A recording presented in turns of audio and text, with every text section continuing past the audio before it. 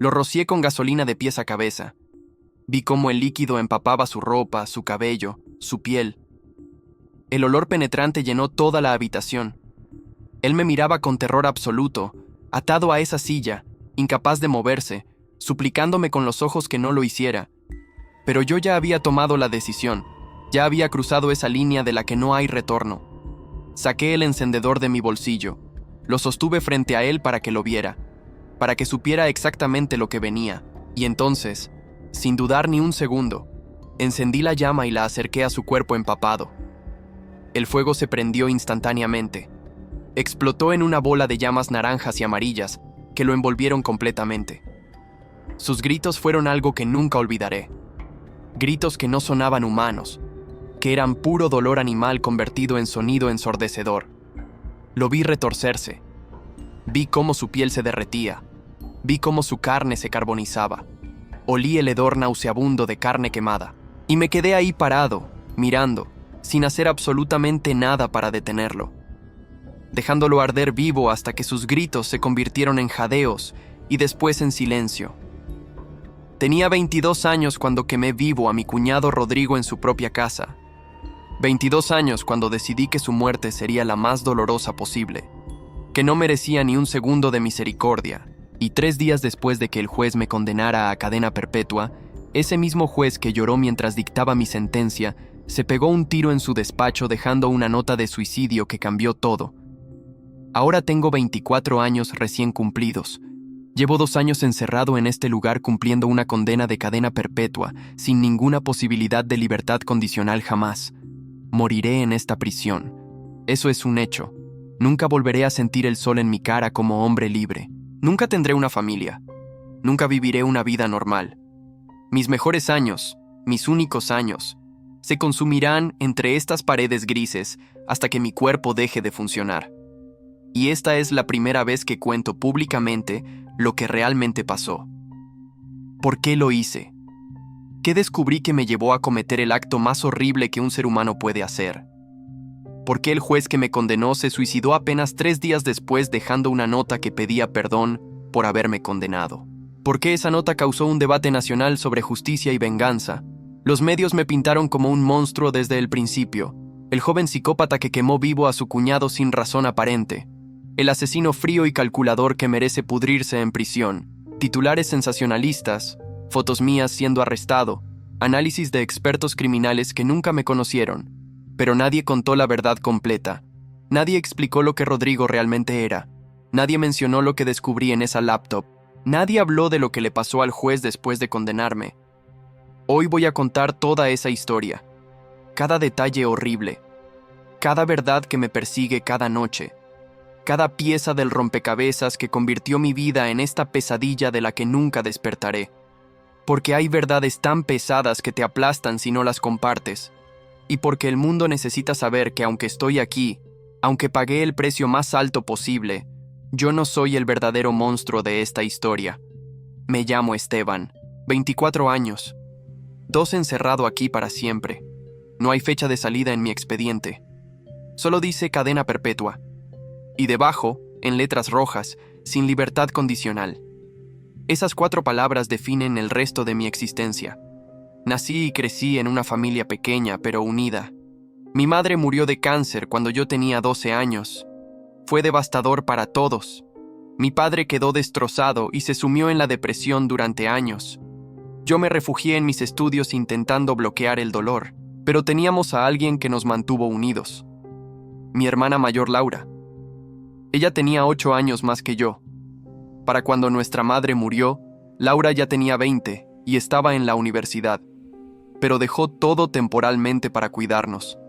Se convirtió en nuestra madre sustituta. Cocinaba, limpiaba, se aseguraba de que yo fuera a la escuela. Consolaba a nuestro padre cuando lloraba. Era el pegamento que mantenía a nuestra familia funcionando. Yo la adoraba. Era mi heroína, mi ejemplo a seguir. La persona más importante en mi vida después de perder a mamá. Laura eventualmente conoció a Rodrigo cuando tenía 23 años. Él era mayor, 31 entonces. Trabajaba en una empresa de construcción como supervisor. Parecía un tipo decente en la superficie. Educado, con trabajo estable, amable con nosotros.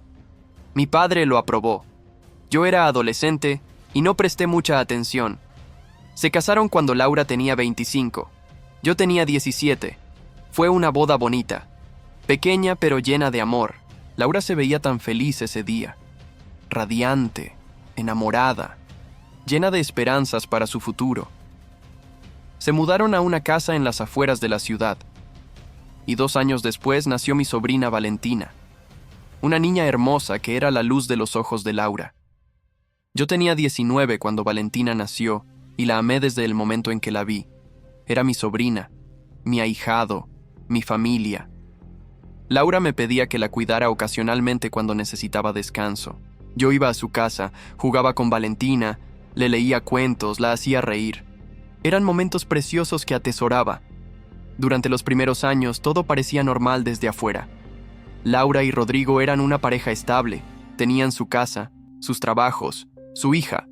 Pero con el tiempo empecé a notar cosas extrañas, sutilezas que no encajaban. Laura llegaba a casa de nuestro padre con moretones ocasionales. Decía que se había caído, que era torpe, que se había golpeado con una puerta, excusas que yo aceptaba sin cuestionar porque no quería creer lo obvio. A veces la veía con los ojos rojos como si hubiera llorado, pero cuando preguntaba decía que solo estaba cansada, que Valentina no la dejaba dormir. Más excusas. Y Rodrigo empezó a mostrarse diferente, más controlador. Revisaba el teléfono de Laura constantemente. No le gustaba que saliera sola. Se molestaba si pasaba mucho tiempo con nosotros. Pequeñas señales rojas que ignoré porque no quería ver problemas donde supuestamente no los había.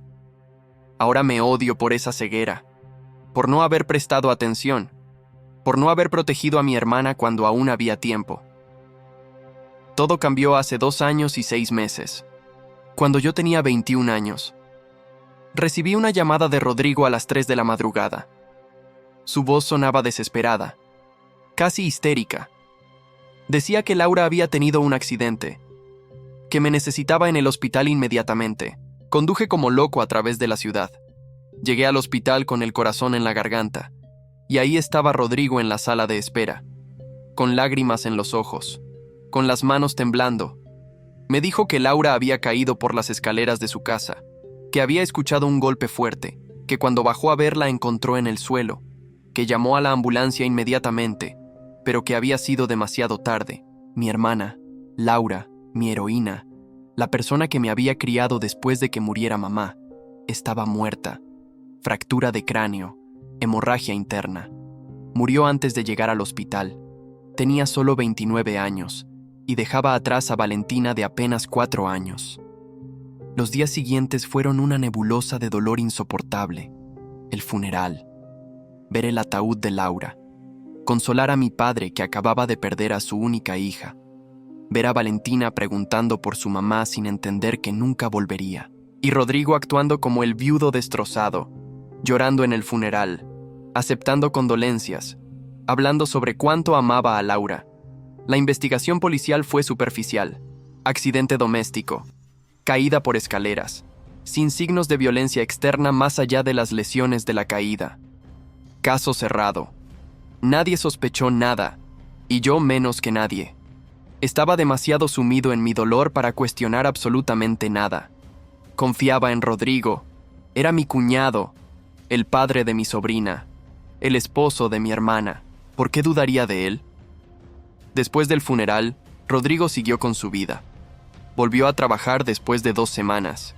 Contrató a una niñera para cuidar a Valentina mientras él trabajaba.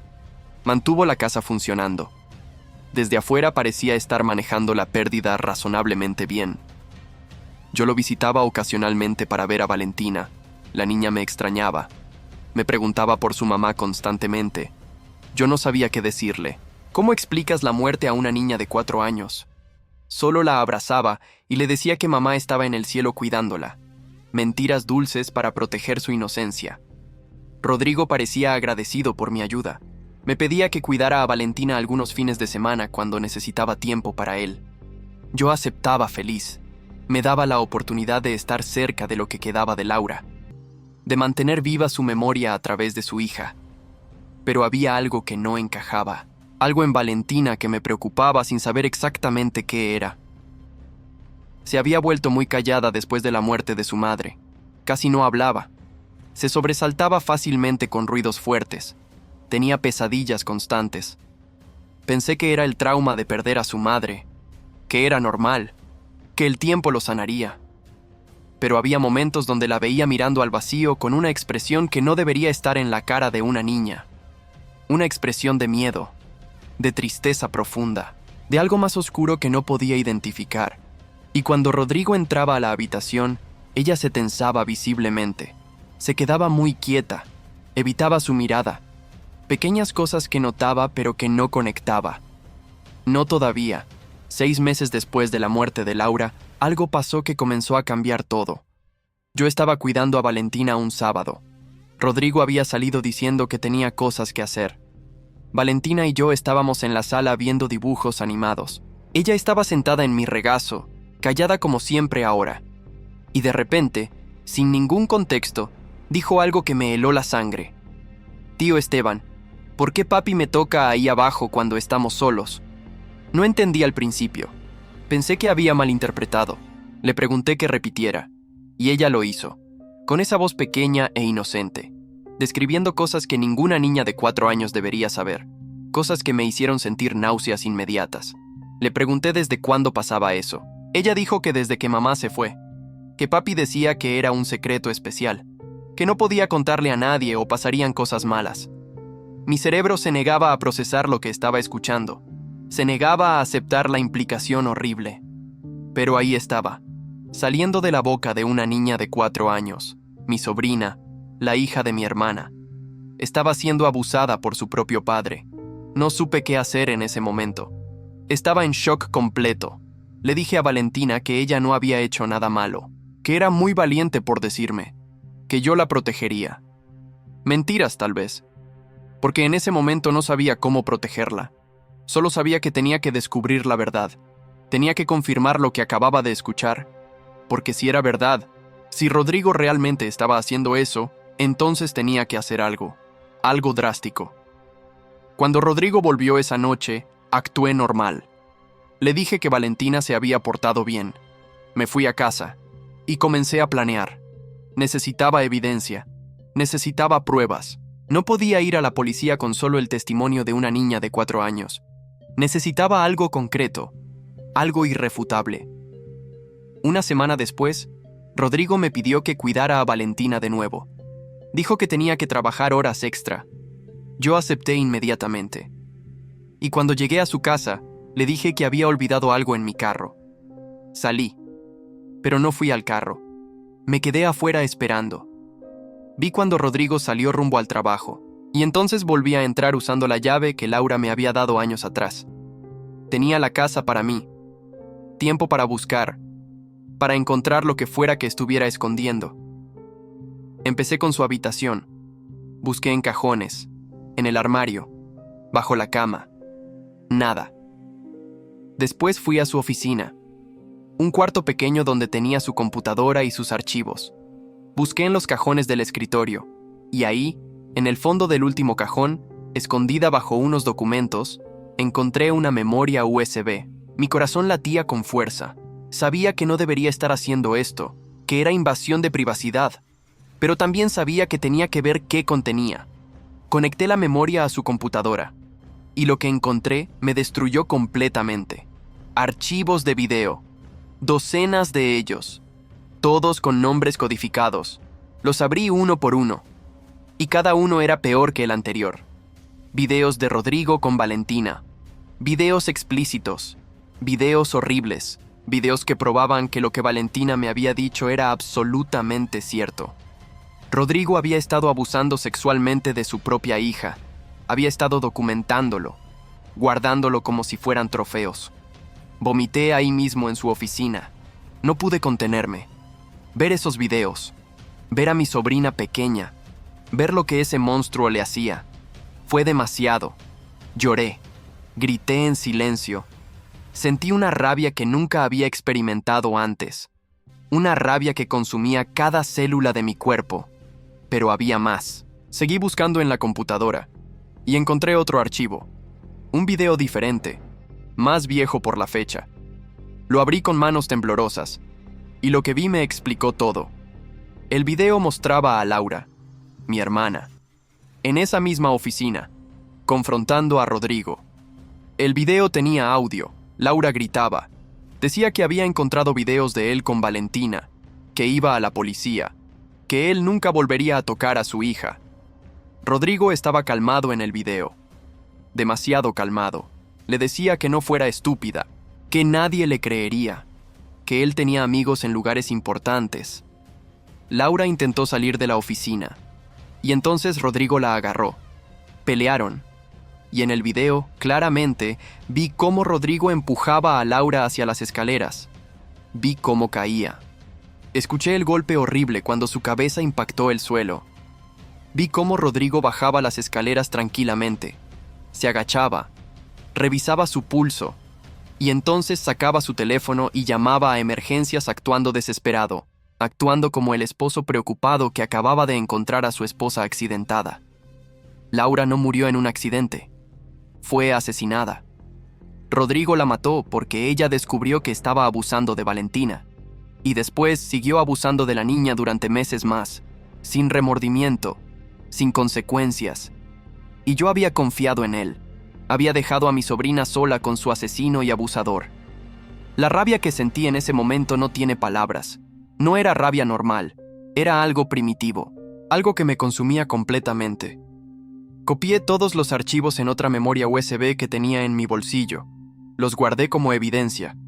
Y después apagué la computadora. Salí de la oficina. Fui a la sala donde Valentina estaba viendo televisión. La abracé tan fuerte que probablemente la lastimé. Le dije que todo estaría bien, que yo la protegería, que el hombre malo nunca más le haría daño. Ella no entendía de qué hablaba. Solo me abrazó de vuelta con esos bracitos pequeños. Esa noche, después de que Rodrigo volvió y yo me fui a casa, no pude dormir. Pasé horas mirando el techo pensando. Tenía evidencia, tenía videos que probaban el abuso, que probaban el asesinato de Laura. Podía ir a la policía, podía denunciarlo, llevarlo a juicio, meterlo en prisión, justicia legal, la manera correcta. Pero entonces pensé en Valentina, en lo que tendría que pasar, testificar, revivir su trauma en corte, ser interrogada por abogados defensores que intentarían desacreditarla, años de juicio.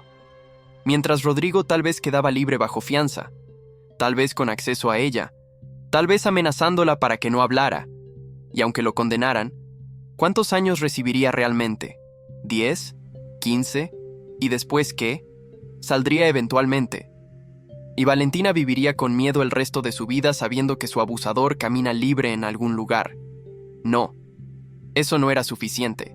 Rodrigo había asesinado a mi hermana, había torturado a mi sobrina, había destruido a mi familia, y merecía algo más que prisión cómoda con 3 comidas al día. Merecía sufrir, merecía sentir aunque fuera una fracción del dolor que había causado. Y sabía que si iba a hacer algo, tenía que ser yo. Nadie más lo haría. El sistema legal fallaría como siempre falla. Así que tomé una decisión que cambiaría mi vida para siempre. Una decisión que me condenaría, pero una decisión que aseguraría que Rodrigo nunca más lastimara a nadie. Antes de seguir, necesito pedirles algo. Si han llegado hasta aquí y si quieren saber cómo termina esto, les pido que le den like a este video. No por mí, yo ya perdí todo. Lo hago porque esta verdad necesita ser conocida. El mundo necesita saber lo que Rodrigo era. También suscríbanse al canal si no lo han hecho, y compartan esto, porque lo que viene ahora es la parte más oscura, la parte que me trajo aquí, la parte que causó que un juez se quitara la vida 3 días después de condenarme, y necesitan escucharla completa para entender por qué. Pasé 2 semanas planeando cada detalle. Investigué métodos, busqué información, decidí exactamente cómo quería que fuera. No podía ser rápido, no podía ser indoloro, tenía que sufrir, tenía que saber exactamente lo que le estaba pasando y por qué. Compré gasolina, 3 galones, cinta adhesiva industrial, cuerda gruesa y un encendedor simple. Eso era todo lo que necesitaba. Esperé el momento perfecto. Un viernes por la noche. Valentina estaba con mis abuelos maternos para el fin de semana. Rodrigo estaba solo en casa. Llegué alrededor de las 8 de la noche. Toqué la puerta. Él abrió sorprendido de verme, pero no sospechoso. Le dije que necesitaba hablar con él sobre Valentina. Me dejó entrar. Cerró la puerta detrás de mí, y entonces todo pasó rápido. Saqué el arma que había traído. No era real. Era de aire comprimido, pero parecía real. Lo suficientemente real para asustarlo. Le dije que se sentara en la silla del comedor. Él obedeció con manos arriba, con ojos llenos de miedo. Le até las manos detrás de la silla, los pies a las patas. Lo aseguré bien. Él empezó a preguntar qué estaba haciendo, qué quería. Le dije que cerrara la boca. Fui a mi carro. Traje los galones de gasolina. Cuando volví y él los vio, el miedo en sus ojos se convirtió en terror absoluto. Empezó a suplicar, a decir que podíamos hablar, que lo que fuera que pensara que había hecho tenía explicación. Mentiras. Más mentiras de su boca podrida. Saqué la memoria USB de mi bolsillo. La sostuve frente a su cara. Encontré tus videos, le dije con voz fría. Vi lo que le hacías a Valentina. Vi cómo mataste a Laura. Su cara palideció. Ya no negaba nada. Solo me miraba con terror, sabiendo que lo había descubierto. «Ibas a ir a la policía», dijo finalmente. «Ibas a denunciarme». «No», respondí. «No voy a ir a la policía, porque tú no mereces un juicio, no mereces años cómodos en prisión, mereces algo mucho peor». Y entonces abrí el primer galón de gasolina. El olor llenó la habitación. Rodrigo empezó a gritar, a suplicar, a prometer que se entregaría, que confesaría todo, que aceptaría cualquier castigo. Pero yo ya no escuchaba. Empecé a verter la gasolina sobre él, lentamente, empapando cada parte de su cuerpo, su ropa, su cabello, su piel. Él lloraba, gritaba, tiraba de las cuerdas, pero estaba bien atado, no iba a ningún lado. Cuando terminé de usar los 3 galones, me paré frente a él. Saqué el encendedor. Lo sostuve donde pudiera verlo. «Esto es por Laura», le dije. «Y esto es por Valentina». Y encendí la llama. La acerqué, y lo vi encenderse. El fuego explotó instantáneamente. Lo envolvió completamente. Sus gritos eran algo del infierno, algo que nunca podré olvidar sin importar cuántos años viva. Me quedé ahí mirándolo, viéndolo retorcerse, viéndolo quemarse, oliendo su carne carbonizándose, y sentí satisfacción. Satisfacción fría y oscura de ver a un monstruo recibir lo que merecía. No sé cuánto tiempo duró. Tal vez 5 minutos, tal vez 10. Pero me aseguré de que estuviera muerto antes de hacer nada más.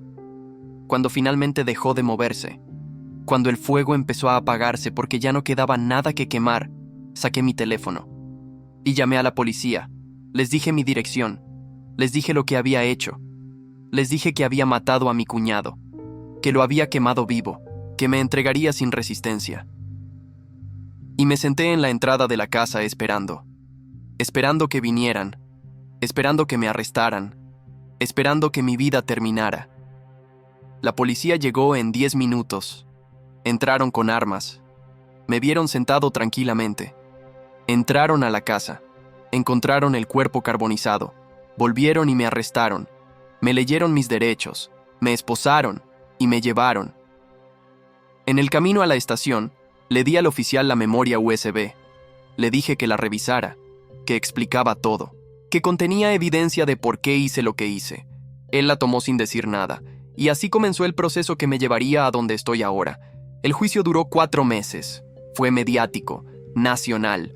Todo el mundo hablaba del caso. Mi abogado presentó toda la evidencia de la memoria USB, los videos del abuso, el video del asesinato de Laura, testimonios de expertos sobre el trauma de Valentina. Todo salió a la luz. La fiscalía no negaba que Rodrigo era un monstruo. No podían. La evidencia era irrefutable. Pero argumentaban que eso no justificaba lo que yo hice, que tomé justicia con mis manos, que lo torturé hasta la muerte, que fue premeditado, calculado, cruel, que merecía la pena máxima.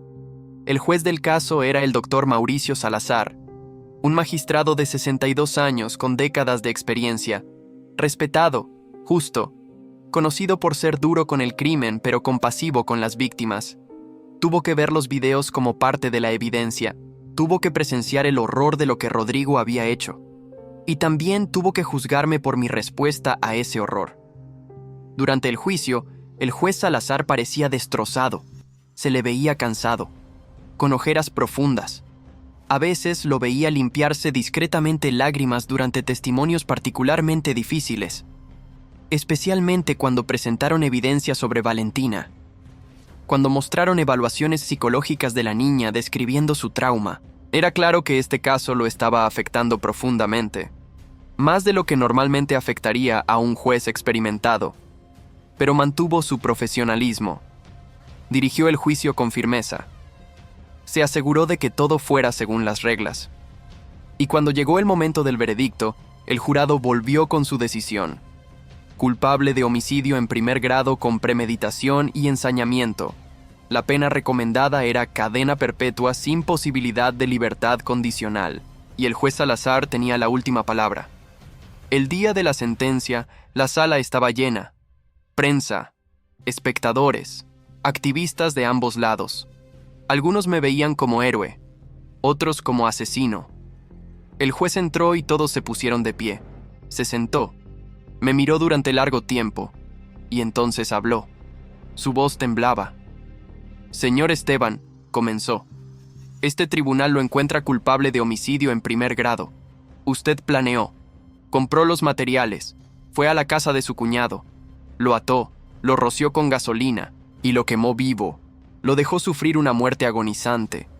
Por estos actos, independientemente de las circunstancias que los precedieron, este tribunal lo condena a cadena perpetua sin posibilidad de libertad condicional. Hizo una pausa larga. Respiró profundo. Debo agregar, continuó con voz quebrada, que en mis 30 años como juez nunca he visto un caso que me haya torturado tanto. Rodrigo era un depredador, un asesino, un abusador de niños. El mundo está objetivamente mejor sin él, y usted, señor Esteban, actuó por amor a su sobrina y venganza por su hermana. Entiendo ese impulso. Como ser humano lo entiendo profundamente. Pero como juez debo aplicar la ley, y la ley no permite que los ciudadanos tomen justicia con sus manos sin importar la provocación. Así que aunque mi corazón sangra al pronunciar esta sentencia, mi deber me obliga a hacerlo. Que Dios tenga misericordia de su alma. Bajó el mazo. El sonido resonó, y entonces se levantó rápidamente y salió de la sala. No miró a nadie. Solo se fue, y yo fui llevado de vuelta a mi celda. Cadena perpetua, sin salida. El resto de mi vida en prisión. Lo había sabido desde el principio que esto pasaría. Había aceptado ese precio, pero escucharlo oficialmente fue diferente. Fue final.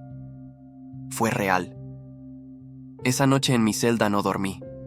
Solo pensé en Valentina, en que ahora estaba a salvo, en que nunca más sería lastimada, y en que ese era el precio que tenía que pagar. Mi libertad por su seguridad. Era un trade que haría 1000 veces más. 3 días pasaron. Yo estaba adaptándome a mi nueva realidad permanente, a saber que nunca saldría. Y entonces sucedió algo que nadie esperaba. Algo que añadió una última capa de tragedia a esta historia ya horrible. El tercer día después de mi sentencia, un guardia vino a mi celda temprano en la mañana. Me dijo que el director de la prisión quería verme. Pensé que era rutina, papeles que firmar, reglas que explicar, pero cuando llegué a su oficina vi que había varias personas ahí, oficiales, personal administrativo, todos con caras serias. El director me miró y dijo algo que no entendí al principio. Señor Esteban, tengo noticias difíciles. El juez Salazar ha fallecido. Se quitó la vida ayer por la noche en su despacho. Me quedé paralizado. El juez que me había condenado estaba muerto. Se había suicidado. ¿Por qué? El director continuó. Dejó una nota. Es larga, pero hay partes que lo mencionan específicamente a usted. Pensamos que tenía derecho a saberlo. Me entregó copias de la nota. Me senté y empecé a leer. Y lo que leí me destrozó de maneras que no esperaba. La nota del juez Salazar era una confesión horrible. Explicaba que durante el juicio tuvo que ver los videos de evidencia, los videos de Rodrigo abusando de Valentina, y que esos videos lo persiguieron, que no podía dejar de pensar en ellos, que llegaba a casa cada noche y veía a su propia nieta Emma, de 5 años, quien vivía con él desde que su hijo murió años atrás, y que empezó a preocuparse, a notar cosas en Emma que no había notado antes, comportamientos que reflejaban lo que había visto en Valentina. La nota explicaba que la noche después de sentenciarme, llegó a casa destrozado. Emma lo notó raro y le preguntó qué pasaba. Él le dijo que solo era un caso difícil del trabajo, y entonces Emma, con esa inocencia terrible de los niños, dijo algo que lo cambió todo. Dijo, ¿es sobre los videos de la niña? El juez se paralizó. Le preguntó qué videos. Emma explicó que un día había entrado a su oficina cuando él no estaba, que había visto videos en su computadora, videos de un hombre con una niña pequeña, que había visto cosas que no entendía. El juez se horrorizó. Su nieta de 5 años había visto la evidencia del caso por accidente, había sido expuesta a esas imágenes horribles. Pero entonces Emma dijo algo peor, mucho peor. Dijo con voz pequeña, a mí el tío Sebastián también me hace esas cosas. El tío Sebastián, el hermano menor del juez, el tío favorito de Emma, el hombre en quien el juez confiaba para cuidar a su nieta cuando él trabajaba tarde, había estado abusando de Emma. La nota del juez describía cómo confrontó a Emma con cuidado, cómo ella le contó meses de abuso, cómo el tío Sebastián le decía que era su secreto especial, exactamente como Rodrigo había hecho con Valentina. El juez llevó a Emma a doctores inmediatamente, confirmaron el abuso. Todo era verdad. Su propio hermano había estado abusando de su nieta, y él no lo había sabido, no había protegido a la niña que vivía bajo su propio techo. La nota explicaba el tormento del juez durante los siguientes 3 días. Había condenado a un hombre que protegió a su sobrina matando a su abusador, mientras él mismo había fallado en proteger a su propia nieta. Había enviado a Esteban a cadena perpetua por hacer lo que él, el juez, probablemente debería haber hecho con su hermano. La hipocresía lo consumía. La culpa lo ahogaba. La nota terminaba con palabras dirigidas a mí. Señor Esteban, le pido perdón. Condené al hombre equivocado. Usted hizo lo que yo no tuve el valor de hacer. Usted protegió a su sobrina de la única manera que garantizaba su seguridad. Yo fallé en proteger a la mía. El sistema falló a Valentina. Y yo fallé a Emma. Usted no merece estar en prisión. Pero yo no puedo cambiar la sentencia ahora. Solo puedo hacer esto: pedir perdón y unirme a Rodrigo en el infierno donde ambos merecemos estar. Cuide de Valentina, dígale que su sacrificio valió la pena, y perdóneme por no haber sido más sabio. Terminé de leer con lágrimas en los ojos. El juez se había suicidado, destrozado por la culpa, por haber condenado a alguien que hizo exactamente lo que él deseaba haber hecho. La nota se filtró a los medios eventualmente. Causó un escándalo nacional. Debates sobre justicia y venganza, sobre cuándo es justificable matar, sobre si mi caso debería ser revisado. Algunos abogados intentaron usar la nota del juez para apelar mi sentencia. Argumentaban que incluso el juez que me condenó admitió que no merecía estar aquí, pero la apelación fue negada. La sentencia se mantuvo, cadena perpetua sin libertad condicional. Y aquí sigo. Sebastián, el hermano del juez, fue arrestado inmediatamente después de que salió la verdad. Está cumpliendo 30 años por abuso infantil. Emma está con su abuela materna en terapia intensiva.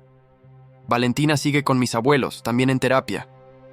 Ambas niñas llevarán las cicatrices de lo que les pasó el resto de sus vidas. Pero al menos están a salvo. Al menos sus abusadores ya no pueden tocarlas. Y eso tiene que contar para algo. Tiene que significar algo. ¿O todo esto no tiene ningún sentido? ¿Me arrepiento de lo que hice? Esa pregunta me persigue cada día. La respuesta es complicada. Me arrepiento del método. Quemar a alguien vivo es tortura, es crueldad extrema. Hay una parte de mí que sabe que crucé una línea que no debería haberse cruzado, que me convertí en algo oscuro, en algo monstruoso. Pero no me arrepiento del resultado. Rodrigo está muerto. No puede abusar de más niños. No puede matar a más mujeres que lo descubran. El mundo está mejor sin él. Y Valentina está a salvo. Eso es lo que importa. Su seguridad valía mi libertad. Valía mi alma. Valía todo. ¿Debería haber ido a la policía en lugar de hacer justicia yo mismo? Tal vez. Probablemente. Pero también he visto suficientes casos en las noticias para saber que el sistema falla constantemente. Abusadores que reciben sentencias ridículamente bajas, que salen en años, que reinciden. No podía arriesgar eso con Valentina. No podía arriesgar que Rodrigo eventualmente saliera y la buscara. No podía vivir con esa posibilidad. Así que lo eliminé permanentemente. Y pagué el precio. La historia del juez Salazar me persigue especialmente. Un hombre bueno destruido por circunstancias horribles. Condenó a alguien por hacer lo que él deseaba haber hecho, y esa hipocresía, esa culpa, lo mató. Me pregunto a menudo si yo contribuí a su muerte, si mi caso lo empujó al borde, si debería sentirme culpable por eso también. No tengo respuestas. Solo tengo preguntas que me acompañan en las noches largas en esta celda. Los días aquí son todos iguales. Me despierto, trabajo, como, duermo. Repito, no hay variación, no hay sorpresas. Solo la monotonía de la vida en prisión permanente. He conocido a otros con cadena perpetua. Hombres que llevan décadas aquí, que han envejecido entre estas paredes, que morirán aquí. Y ahora soy uno de ellos. Moriré en esta prisión, es un hecho. No hay escape. No hay esperanza de libertad. Solo años y años de este gris interminable hasta que mi cuerpo deje de funcionar. Recibo cartas ocasionalmente, de gente que apoya lo que hice, de activistas contra el abuso infantil que me ven como alguien que hizo lo correcto. Me incomoda. No me siento como un héroe. Me siento como alguien que quebró bajo presión extrema, que tomó una decisión irreversible en un momento de rabia consumidora. También recibo cartas de odio, de gente que dice que soy peor que Rodrigo, que merezco tortura, que me pudra. Esas tampoco me afectan mucho. Los juicios de extraños no cambian lo que sé que es verdad, que protegí a mi sobrina de la única manera que garantizaba su seguridad. Pienso en Laura constantemente, mi hermana, la persona que me crió. Me pregunto qué pensaría de lo que hice, si estaría orgullosa de que vengué su muerte, o si estaría decepcionada de que arruiné mi vida por venganza. No lo sabré nunca. Solo puedo esperar que en algún lugar, si hay algo después de esto, ella sepa que no la olvidé, que no dejé que su muerte quedara sin respuesta, que protegí a su hija como ella me habría protegido a mí. Valentina me visita una vez al año. Mis abuelos la traen. Es difícil cada vez. Verla crecer, verla sanar lentamente, saber que estoy aquí y no afuera con ella. Pero también me alegra verla feliz, verla sonreír, verla convertirse en una niña normal que juega y ríe. La terapia está funcionando, está dejando atrás lo que pasó, y eso hace que todo valga la pena. Su felicidad justifica mi sacrificio. Antes de terminar, quiero agradecer por escuchar hasta el final. Sé que esta historia es brutal. Sé que no hay respuestas fáciles. Sé que probablemente están divididos sobre si hice bien o mal. Yo mismo estoy dividido. Les pido que le den like si esta historia les ha hecho reflexionar, que se suscriban al canal, que la compartan, porque historias como esta necesitan ser contadas, necesitan ser conocidas. Perdonen que haya sido tan largo, pero necesitaba contar todo, cada verdad, cada tragedia, porque esta historia lo merece. Yo soy Esteban, 24 años. Quemé vivo a mi cuñado Rodrigo porque abusó de mi sobrina y asesinó a mi hermana. El juez que me condenó se suicidó 3 días después al descubrir que su hermano abusaba de su nieta. Cumplo cadena perpetua y vivo con esto cada día. La pregunta que les dejo: si su familia fuera destruida por un monstruo y el sistema no hiciera nada, ¿qué harían? ¿Confiarían en la justicia? ¿O la tomarían ustedes mismos sabiendo que les costaría todo? Piénsenlo. Hasta siempre.